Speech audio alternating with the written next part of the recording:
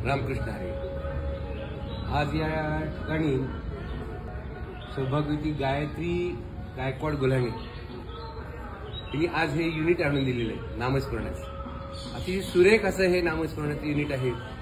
आपल्या वारकरी संप्रदायामध्ये असं हे पहिल्यांदाच घडतं हे नामस्मरणाचं। इतर ठिकाणी आहेत, रामाचं आहे, दत्त महाराजांची पण आहेत बरेच ठिकाणी, परंतु हे जे आहे हे युनिक असं आहे आपल्या संप्रदायामध्ये।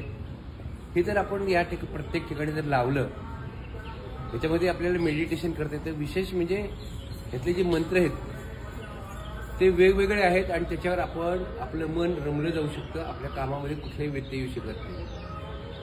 काही मंत्र असे असतात की जे जास्त वेळा ऐकल्यानंतर आपल्याला ते ऐकावेसे वाटत नाहीत, परंतु ह्या मंत्रांचं विशेष असं आहे की गायत्री त्यांनी इतके सुरेल आवाजात गायलेले आहेत, परत परत रिपीट आहेत, पण ते आपल्याला अजिबात कुठेही व्यत्यय करत नाही, आपल्या मनाला शांती देतात। जेवढं आपण ते ऐकू तेवढं ते आपल्या मनाचं समाधान करतात आणि आपलं मन जे आहे ते पांडुरंगाच्या चरणी सतत लीन राहील याची दक्षता या स्वरांनी घेतलेली आहे।